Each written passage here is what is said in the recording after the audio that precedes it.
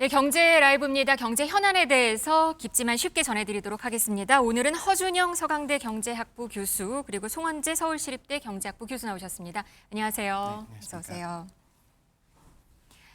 트럼프 대통령은 오늘 조금 전에 새로운 관세 행정명령에 서명했습니다.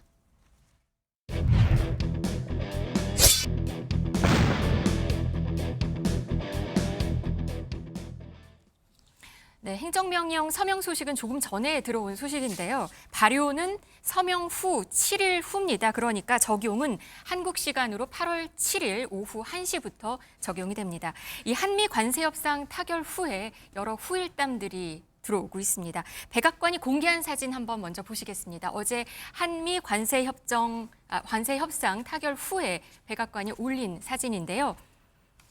엄지척한 이런 모습이 보이고 있습니다. 이 표정들이 여러 해석을 하게 하네요, 교수님. 네. 어떻게 보이시나요? 아무래도 그 만족한 표정들, 특히 트럼프 대통령은 그 본인이 마지막 사인을 함으로써 저 관세 협상이 끝났다. 끝판왕으로서의 모습 이렇게 엄지척을 하고 있네요. 그래서 네. 우리나라 저는 협상단의 표정이 굉장히 인상적인데요. 정말 이렇게 어쨌든 잘 끝냈다라는 표정들이 보여서 네. 고생하셨다는 말씀 먼저 드리고 싶습니다. 트럼프 대통령 엄청 활짝 웃고 있어요. 사진 보니까.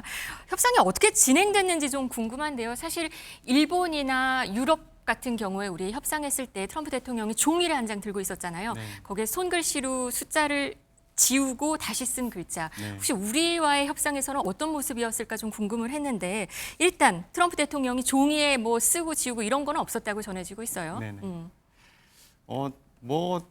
그동안 그러니까 일본과의 협상을 했고, 그다음에 유럽과의 협상도 했고, 뭐 그 가운데 또 우리 협상 취소되면서 또 그 베센트 장관이 또 그 싱가포르였나요? 만나기도 했고, 네. 뭐 등등 여러 가지 협상 과정을 거치면서 나름 우리나라하고 협상할 때 어떤 식으로 접근하면 좋을지에 대해서 아마 대통령도 그렇고 트럼프 대통령도 그렇고 미국 측에서도 고민을 많이 했을 것 같아요. 근데 저희한테는 아무래도 그 일본과는 다른 우리에게는 방위비라는 어찌 보면 굉장히 큰 어떤 협상 카드가 하나 있고, 그다음에 또 우리는 농산물 개방에 대해서 굉장히 또 수적으로 방어를 하려고 하고 있었고, 뭐 이런 것들을 종합적으로 고려했을 때 그런 뭐 쇼맨십 같은 거는 필요 없지 않았을까라는 생각이 들긴 합니다. 뭐 근데 협상 과정에서 얘기 들어보니까 투자액이 올라갔다 내려갔다 뭐 왔다 갔다 뭐 했다고 해요. 뭐 1,000억 달러 얘기했다가 4,000억 달러, 뭐 3,500억 달러 뭐 이렇게 줄었다 이런 얘기도 전해지곤 있거든요. 협상은 뭐 꽤 복잡하게 빠르게 진행은 됐던 것 같아요. 네, 뭐 협상이 뭐 일본에 비해서 조금 잘 편하게 진행이 된 것 같고요. 그리고 우리나라 뭐 사인하고 할 때 뭐 지웠다 하는 거 4,000에서 5,000 올리고 5,000에서 5,500 올리고 이런 건 없었고요. 네. 상대적으로 그 얘기는 있었다고 하더라고요. 우리가 일본에 비해서 원래 자동차 관세를 안 내고 있었으니까 FTA가 있으니까 우리는 일본이 15면 우리는 12.5 해야 되는 거 아니냐라고 했더니 트럼프 대통령이 그래 그럼 25% 상호관세 다시 갈까? 그래 다시 올리고 예, 다시 갈까? 뭐 이런 얘기까지 했다고. 결국 이제 트럼프식의 압박 전술에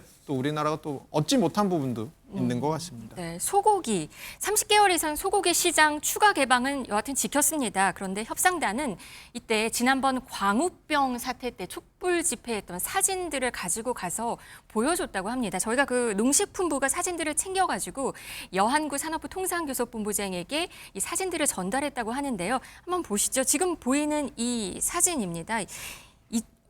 이 중에서 어떤 사진이 정확히 보여졌는지는 확인은 안 되는데 꽤 여러 장을 전달한 걸로 알려지고 있고요. 이 중에서 한 100만 명 촛불 시위한 이 사진을 아마 트럼프 대통령에게 보여줬던 것으로 보입니다.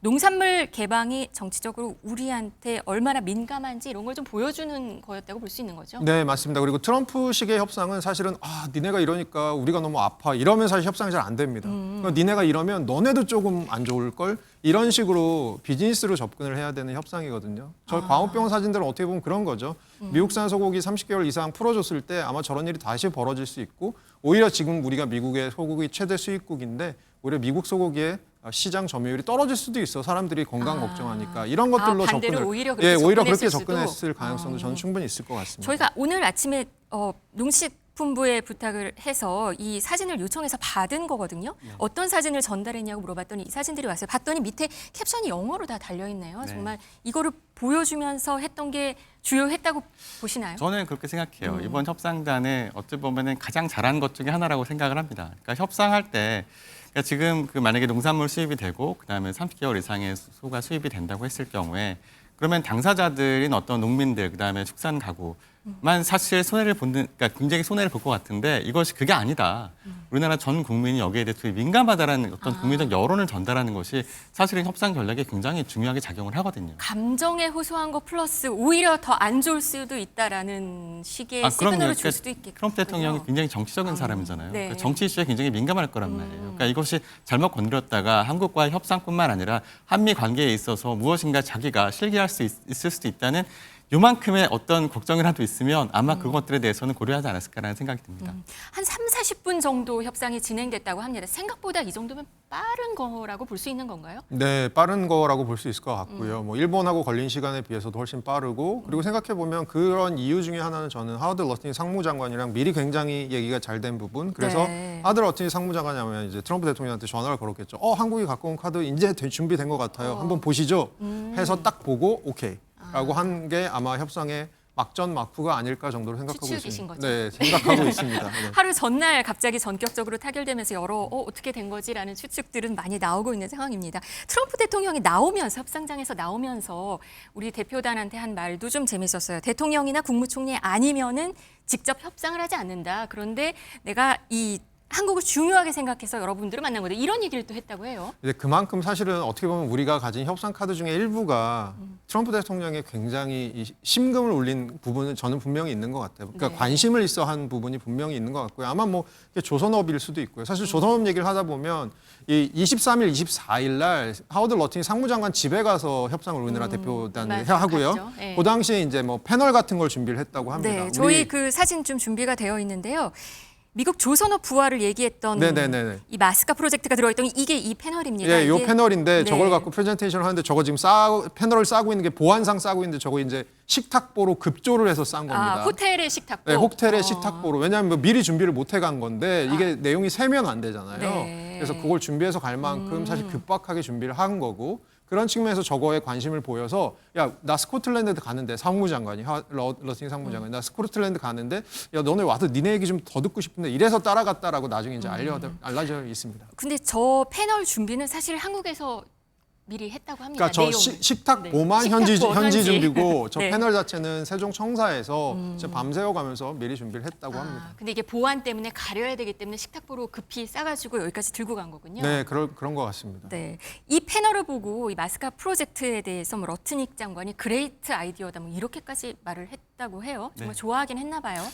그랬을 것 같아요. 그러니까 이렇게까지 한국이 진심으로 협상에 임하고 있구나라는 어떤 의지를 보여준 것 같기도 하고요. 결국은 아까 앵커님 말씀하신 것처럼 추측성 발언밖에 할 수가 없는데 네, 정확하게 아까 전해지진 트럼프 않으니까요. 대통령이 네. 자기는 총리나 대통령 외에는 만나지 않는다, 협상단에 들어오지 않는다라고 했는데 직접 들어왔잖아요.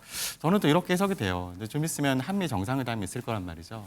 근데 거기에서 분명히 이번 협상에서 방위비에 대한 얘기를 안 했어요. 그러니까 지금 내가 한국에 이렇게 성의를 보였다. 그러니까 우리 정상회담 때 한국에서 우리한테 무엇의 성의를 보일 것이냐라는 무언의 압박일 수도 있겠다는 생각도 듭니다. 무언의 압박까지.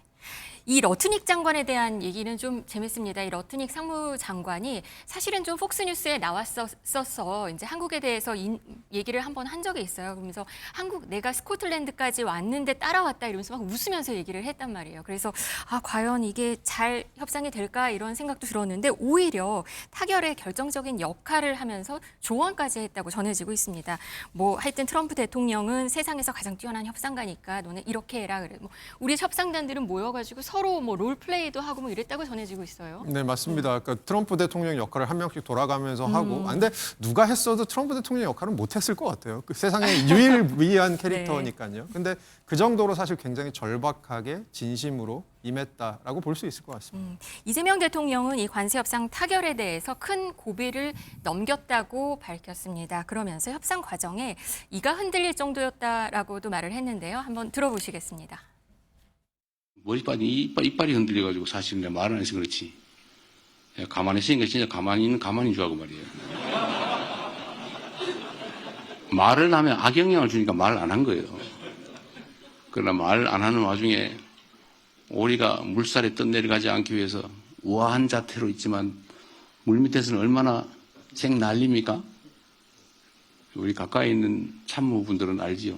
우리가 얼마나 노심초사하면서 정말 어떤 행동을 하고 있는지 우리 장관님들, 총리님 할 것 없이 우리 일선 부서의 여러분들도 고생 많이 하셨습니다. 노심초사하고 정말 어려운 환경이죠. 저도 참 좀 뭐라 그럴까 이게 참 이 나라의 국력을 키워야 되겠다 그런 생각이 들었습니다. 말을 하면 악영향을 줄 수 있으니까 말을 아꼈다. 그리고 우리나라의 국력을 키워야겠다 생각. 우리 좀 같은 생각이 들었을 것 같아요. 이번 협상 과정을 보면서. 더군다나 우리 트럼프 대통령, 그러니까 미국하고 한국 사이에는 FTA가 원래 있었잖아요. 네. 근데 이번에 이것을 통해서 사실은 미국은 우리에 대해서 여전히 거의 FTA에 준하는 관세를 거의 안 내는 부분이 있고, 우리는 미국에다가 최소한 품목 관세, 뭐 상호 관세 15%씩 내야 되는 부분이 있잖아요. 네. 아무래도 이렇게 일방적으로 당할 수밖에 없는 부분들, 그리고 우리가 협상할 때 왜 힘들었는지 잘 생각해 보면 마지막에 EU 떨어져 나가고 일본 떨어져 나가고 하면서 거의 미국의 주요 교역 파트너 중에 한국만 협상이 남은 상황이었거든요. 네. 그런 측면에서도 어떻게 보면 미국이 조금 더 덩치 큰 나라들을 먼저 상대하고 우리를 상대했다. 이렇게 봤을 때도 국력을 좀 키워야겠다라는 말도 이해가 되는 부분이 있을 것 같습니다. 2주 이내 한미 정상회담 소식도 트럼프 대통령이 먼저 알렸는데 방금 송 교수님 말씀하신 것처럼 이 준비는 철저히 해야 될 것 같습니다. 네, 이 자리에서 트럼프 대통령이 뭐 첫 상견례 자리이긴 하지만 트럼프의 특유의 전술상 갑자기 뭔가를 들이밀 가능성도 있고요. 네. 우리나라는 그걸 먼저 파악하려고 하는 게 좋을 것 같고, 어떻게 보면 방위비 문제가 좀 이슈인데 우리 지금 방위비가 GDP 대비 2.33인데 요거를 뭐 3% 넘게 우리는 올릴 수 있다라는데 미국은 이걸 5%까지 다른 나라들의 얘기를 하고 있거든요. 네. 우리나라 GDP가 2,500조 정도 되니까 1%라는 GDP의 1%면 25조입니다. 25조가 사실 적은 금액이 아니죠. 그런 측면에 있어서도 방위비, 또 주한미군의 역할 변경 문제, 전작권 환수 문제 이런 것들 전반적으로 아마 논의가 될 가능성도 있을 것 같습니다. 어쩌면 더 큰 고비가 남은 것일 수도 있다라는 생각이 드는데요. 이번에 농수산물 얘기를 해보죠. 결과적으로는 쌀, 소고기 추가 개방은 없었는데 검역의 얘기가 했습니다. 이게 이 말에 대해서 사과 수입 얘기가 나오고 있거든요. 그럼 어떻게 네. 될 걸로 보세요? 사과 수입 우리가 정말 30년 가까이 지금 수입을 받고 있단 말이에요. 다른 농산물, 막고 우리 있죠. 우리 네. 지금 뭐 과일가 폭등하고 이랬을 때도 대체 과일을 수입한다 그런 얘기가 있었지. 그 지난 기억하실지 모르겠지만 지난해도 그렇고 사과값이 막 폭등한 적이 있었거든요. 맞아요. 네. 그래서 이제 그 여기 결국 나왔던 얘기는 그러면은 이게 사과를 수입하는 것이 아무튼 우리나라의 병충해, 뭐 뭔가 그 우리나라의 그 사과 시장에, 그러니까 사과 생산 과정에서의 그 미칠 수 있는 어떤 그 나쁜 점을 고려해서 차라리 사과를 수입할 때 그럼 포장된 사과를 수입하면 되지 않겠냐는 얘기가 나왔었어요. 근데 그것까지 막았단 말이에요. 네. 근데 이번에 글쎄 저는요 이렇게 뭐 우리나라에서는 농산물에 대해서 끝까지 방어했다고 정부에서 발표하긴 했지만 트럼프 대통령이 아마도 추가적인 협상의 여지를 조금 남겨뒀을 거라는 생각이 또 들거든요. 네. 그래서 그에 대한 얘기, 사과 수입에 대한 얘기는 한 번 더 나올 것 같다는 생각이 들고요. 근데 저는 사과 수입에 대해서 크게 걱정하지 않는 것이 미국 사과 별로 맛이 없거든요. 아, 그래서 그래요? 우리나라 들어와도 사과가 훨씬 맛있겠군요. 우리나라 사과가 충분히 경쟁력이 있기 때문에 네. 어찌 보면 협상 카드로 사용할 수도 있지 않을까라는 생각도 듭니다. 알겠습니다. 앞서 말씀드렸는데 발효는 이게 서명 후에 7일입니다. 그러면 7일 이전에 선적이 됐고 또 미국 도착 및 통관 시점이 2025년 10월 5일 이전에 이뤄진 경우에는 기존 관세율이 적용이 됩니다. 우리 기업들은 이제부터는 좀 생존 모드에 들어간 것 같습니다. 네, 아무래도 생각해 보시면 어제 관세 협상 잘 된 거 아니야라는 얘기들이 굉장히 많은데요. 그럼에도 불구하고 트럼프 취임 이전에 비해서 우리는 지금 없던 관세가 일종의 생기고 있는 거고요. 자동차 같은 경우는 원래 일본에 비해서 한 2.5% 정도 FTA 효과로 관세가 낮은 부분이 있었는데 그런 부분도 이제는 없어진 상황입니다. 어떻게 보면 우리 수출에서 되게 큰 비중을 차지하는 자동차, 그리고 앞으로 트럼프가 하겠다는 반도체나 의약품 관세 이런 것들에 대해서 우리 기업들이 타격을 입을 부분이 분명히 있기 때문에 네. 사실 우리도 사실 준비를 좀 잘하는 부분이 있어야 될 것 같습니다. 우리 지금 K-푸드, K-뷰티 기업들 미국에서 좀 인기잖아요. 이 기업들도 지금 좀 곤란해지게 된 거죠, 그러니까. 아무래도 관세를 내지 않다가 관세를 내기 때문에 미국 시장에서의 경쟁력이 떨어지는 건 맞죠.